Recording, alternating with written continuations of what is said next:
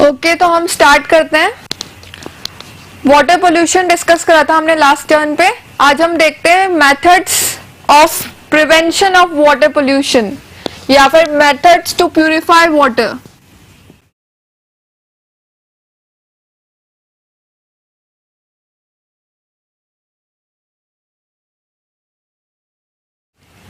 Nineteen 1974 में एक act दिया गया था, the water act. The water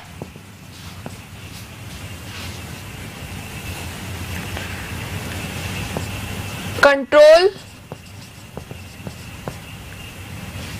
purification and control of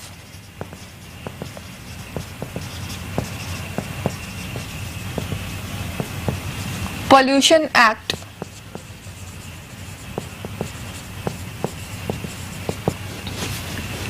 इसके अकॉर्डिंग जो भी इंडस्ट्रियल वेस्ट या फिर एग्रीकल्चरल वेस्ट से हमें वाटर मिलता है, उसको सबसे पहले एक ट्रीटमेंट प्लांट में ट्रीट कराया जाएगा, तभी उसको वाटर बॉडीज में हम रिलीज करेंगे। According to this act,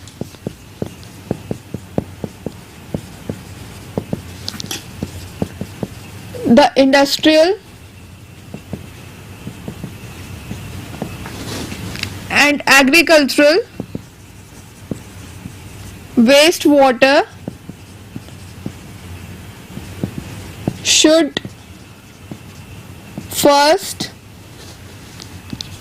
be treated in effluent treatment plant ETF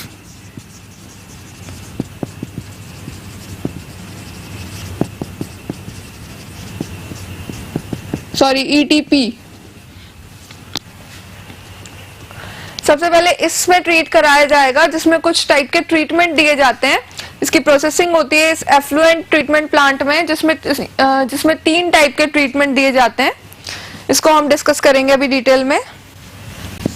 the following treatments are given.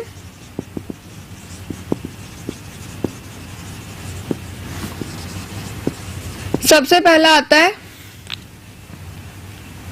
First one is primary treatment.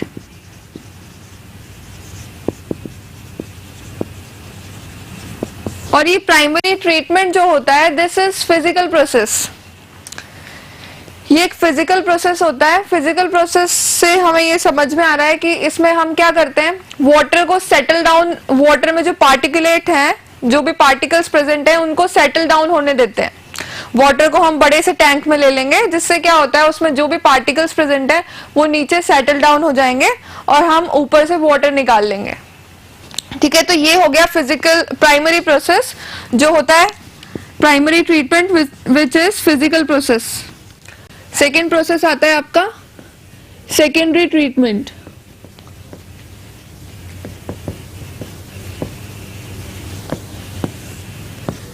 इसको हम बायोलॉजिकल प्रोसेस भी बोलते हैं।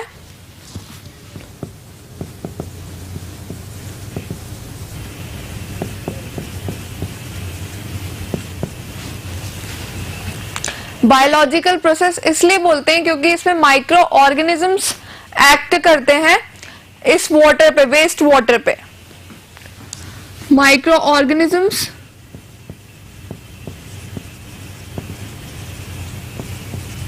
act on waste water। और ये माइक्रो ऑर्गेनिजम्स क्या करते हैं, जो ऑर्गेनिक पार्ट प्रेजेंट होता है वेस्ट वाटर में, ऑर्गेनिक पार्ट को डिकम्पोज कर देते हैं। ऑर्गेनिक मैटर जो भी प्रेजेंट होता है वेस्ट वाटर में, उसको डिकम्पोज करके इनऑर्गेनिक में कन्वर्ट कर देते हैं। Decompose organic matter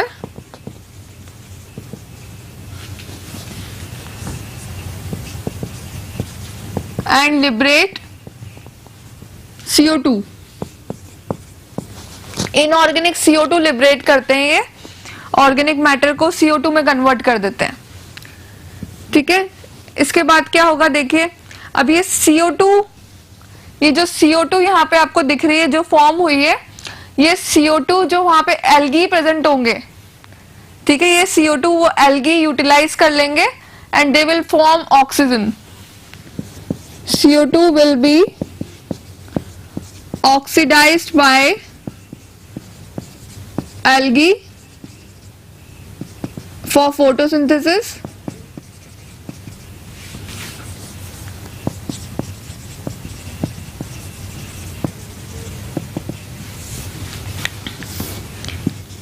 And oxygen will be liberated. और इसमें ऑक्सीजन लिबरेट हो जाएगी. तो ये बायोलॉजिकल प्रोसेस हुआ क्योंकि इसमें बायोलॉजिकल ऑर्गेनिजम्स एक्ट कर रहे हैं. आप देख सकते हैं यहाँ पे माइक्रो ऑर्गेनिजम्स एक्ट कर रहे हैं इस वेस्ट वाटर पर, इसलिए हम इसको बायोलॉजिकल प्रोसेस बोलते हैं. थर्ड प्रोसेस आता है आपका टर्शरी प्रोसेस.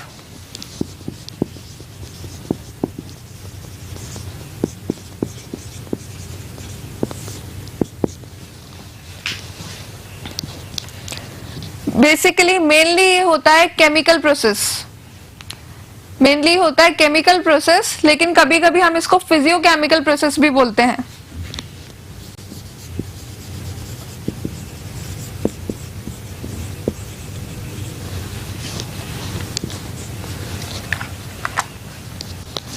फिजियोकेमिकल प्रोसेस इसीलिए क्योंकि क्या होता है इसमें, जो हमने अभी प्रोसेस देखा पहले सेकेंडरी ट्रीटमेंट, इसके बाद कुछ न्यूट्रिएंट्स प्रेजेंट होते हैं जिसकी वजह से टर्बिडिटी बन जाती है. वहां पे वाटर की अपर लेयर में टर्बिडिटी दिखने लगती है हमें, ठीक है. तो उसको रिमूव करने के लिए हमें फिजिकल प्रोसेस चाहिए होता है, फिजिकली उसको रिमूव करते हैं. तो ये फिजिकल प्रोसेस भी हो गया और इसमें कुछ केमिकल रिएक्शंस भी इन्वॉल्व होती हैं.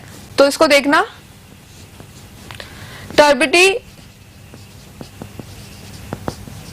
turbidity formed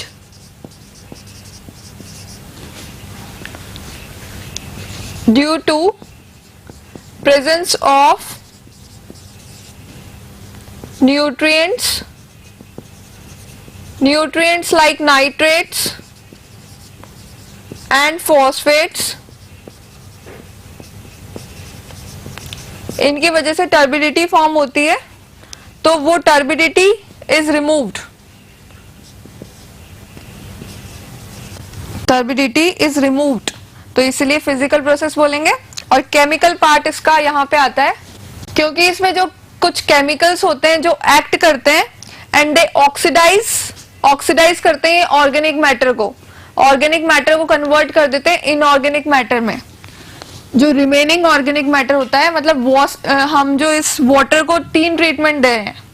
सबसे पहला हमने सिंपल फिजिकल प्रोसेस लिया जिसमें थोड़े से जो भारी पार्टिकल्स होते हैं वो सेटल डाउन हो जाएंगे. उसके बाद हमने दिया इनको सेकेंडरी ट्रीटमेंट जिसमें आपने देखा कि हम माइक्रो ऑर्गेनिजम्स को यूज कर रहे थे. फिर थर्ड वाला ट्रीटमेंट आता है केमिकल ट्रीटमेंट. तो इस केमिकल ट्रीटमेंट में क्या होता है, सम केमिकल्स या फिर ऑक्सीडाइजिंग एजेंट्स लिख सकते हैं आप.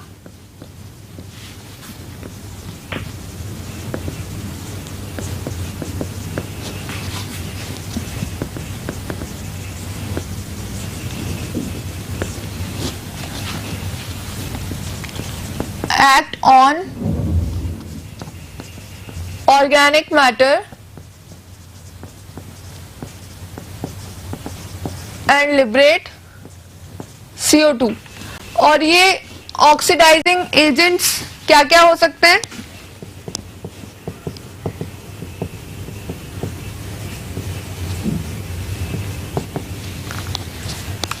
यहाँ पे ऑक्सीडाइजिंग एजेंट्स आते हैं chlorine gas,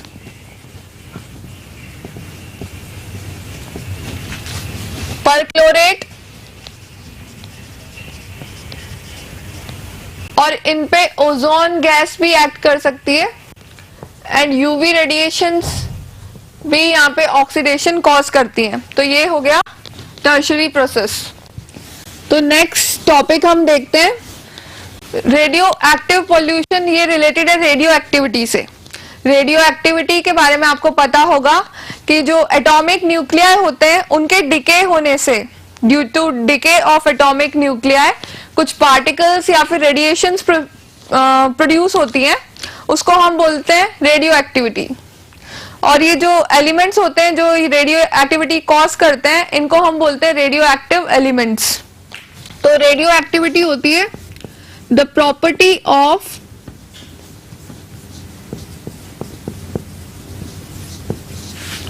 sudden emission of particles, charged particles and radiations by the decay of, इसकी डेफिनेशन को ध्यान से समझना, by the decay of atomic nuclei. The property of sudden emission of particles and radiations by the decay of atomic nuclei.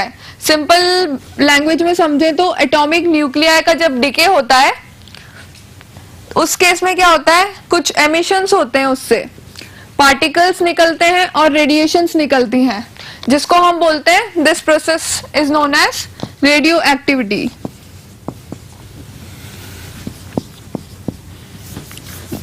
इस property को हम बोलते हैं